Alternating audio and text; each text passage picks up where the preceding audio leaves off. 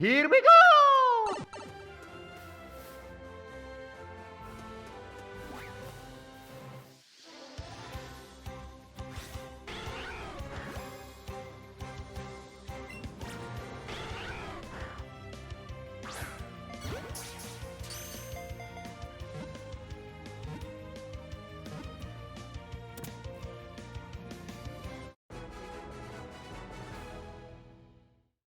Welcome to the Nintendo Power Zone, guys. It's your boy NyceOne, and we are back with a brand new unboxing video. Today we have the 10-inch Funko Pop Vulpix. I'm really excited to be adding another 10-inch Funko Pop to my collection, especially for the Pokemon series. But I do have some reservations because I had a few issues with the 4-inch version of this pop, specifically when it came to the tails. I'm hoping they were able to rectify it here with the 10-inch version, because I have noticed that the 10-inch versions of these pops tend to get a lot better quality, but I don't know if the problems that this has can be rectified, but we'll find out as soon as we get her unboxed.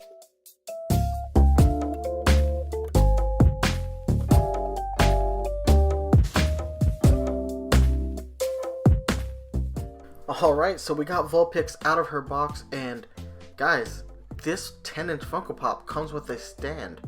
To my knowledge, this is the first 10-inch to come with a stand, and it's a little weird.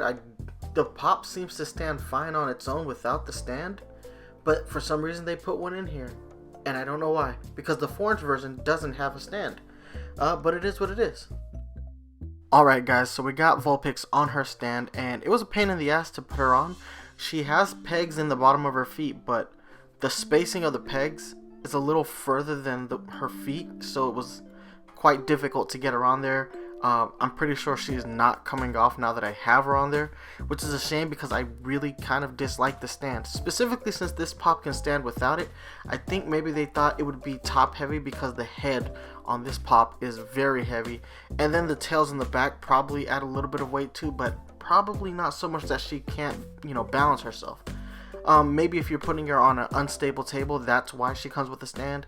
Either way, I'm not a huge fan of it, and now that she's on the stand, I don't think I can get her off. But anyway guys, moving on to its appearance, this pop looks amazing. I really love what they were able to do with this sculpt. I loved it in the 4-inch version. I only had issues when it came to the tail, because on the 4-inch version the tail was two separate pieces that were glued together, and it was really obvious and it didn't look good at all. I don't think we're gonna have that problem here, but you never know.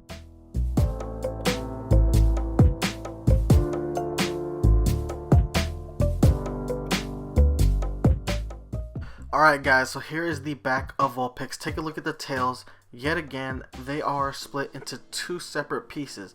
The difference is that they did a much better job of covering them up. There's a much better glue job going on here than they had on the 4-inch. The 4-inch one left so much to be desired.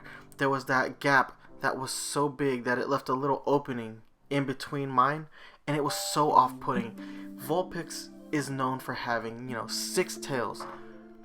That space in between the two pieces that they used to connect them really bummed me out, because it's like, yes, I know you're not going to be displaying this from the back, but you wanted some level of accuracy and nice detail, and Funko did not really capture that. Here on the 10-inch version, they did a much better job, and I really do appreciate that, because if you're going to maintain, a bad sculpt, at least do your very best to cover up the flaw within that sculpt.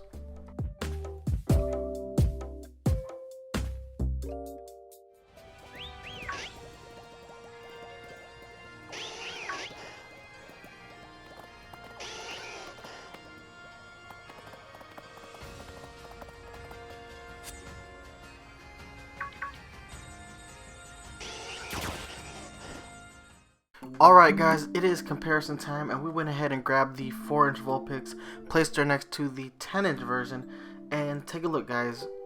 Here we have a Dynamax version of the 4-inch Vulpix, and I really like the way these two look standing side by side. I love this sculpt. I really only have major issues with the way they did the tails, and here on the 10-inch version, that's much less of a problem, which I greatly appreciate because there's no gap. They did a much better glue job on the tail, and it looks nice. So it really helps this Vulpix stand out a whole lot more. Gotta say the 10-inch versions have always been superior, but in the case of Vulpix, it makes a world of difference, and I really have a chance to appreciate the sculpt for what it is now that I have it in the 10-inch version, and I don't have to worry about that ugly gap in between the 6 tails. Now, a whole different issue arises in the fact that the 10-inch version comes with the plastic base.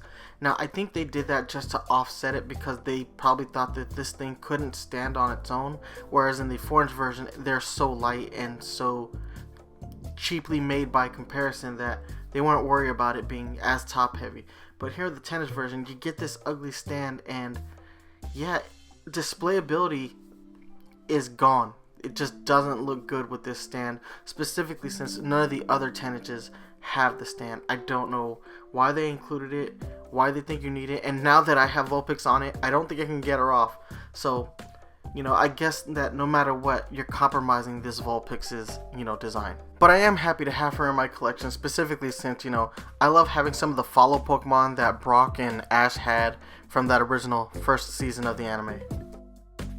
Alright, ladies and gentlemen, take a look. We have all of the 10-inch Funko Pops on the table for the Pokemon series. So that's Pikachu, Bulbasaur, Charmander, Squirtle, Eevee, and now Vulpix. And that's it for this table, guys. I have officially run out of room.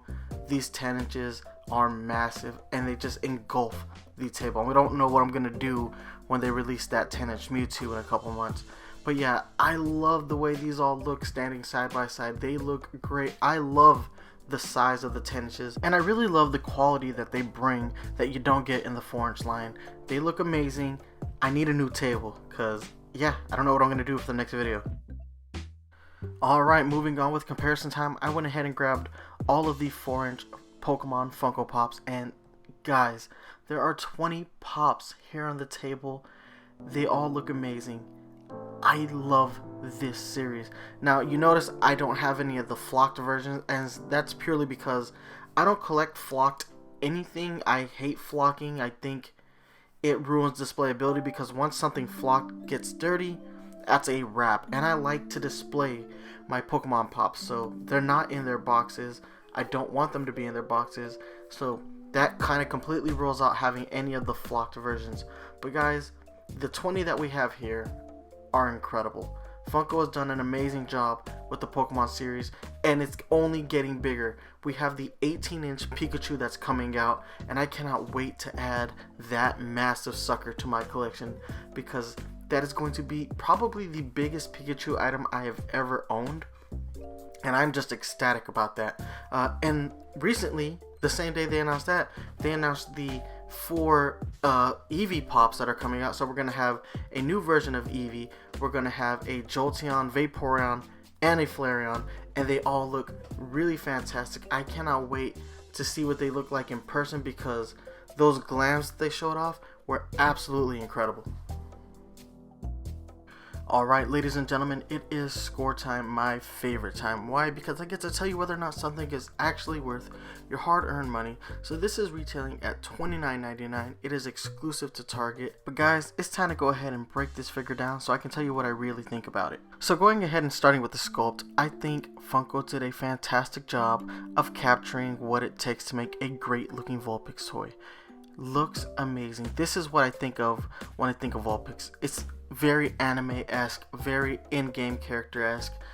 Funko's done a just great job of making Pokemon look like Pokemon, but as Funko Pops, which I have to say, that takes a lot of effort because you're compromising the design of both the Funko Pop and the Pokemon. So the fact that they're able to make these things look as good as they have, that deserves some credit. So I do love the sculpt. I'm gonna go ahead and give that a 9 out of 10. Moving on to, its build quality. This is where the Funko Pop suffers just a bit, and it really again boils down to the tails. The same problem that they had with the 4-inch exists in the 10-inch, and it's the fact that there are 2 split tails. So you have 3 tails on one end, 3 tails on the other end, and then they just glue it in the center, and I don't understand why that couldn't just be one solid piece. I hate that. Now here on the 10-inch, they did a fantastic job of doing that glue work, so it's harder to tell, but it's still there, and it's still something I do not like. I just don't understand why it's not one solid piece. So yeah, for its build quality, I'm gonna go ahead and I'm gonna give it an 8. So we gave it a 9 for its sculpt, we gave it an 8 for its build quality. Its final score is gonna be a 8.5 out of 10. It gets our Nintendo Power Zone seal of quality, and it deserves it. Yet again, Funko proves that they are very adept at making Pokemon toys.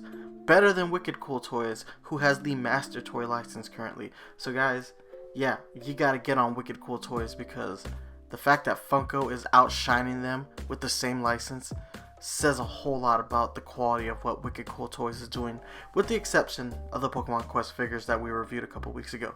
Anyway guys, it's time for me to go ahead, get out of your hair, but before I let you go, gotta hit you up with the social media links. You can hit me up on Twitter at NyceOne983, and you can email me at NyceOne983@gmail.com. You can hit me up on Facebook, facebook.com/Nintendo Power Zone. If you're a fan of the Nintendo Power Zone podcast, you can always download new episodes on iTunes, Google Play Music, stream new episodes on Spotify and Stitcher Radio. But if you want to watch the video version of the podcast, you gotta check us out right here on YouTube, youtube.com/Nintendo Power Zone. Guys, that's it from me. Thank you so much for watching, and remember to stay fresh. Deuces.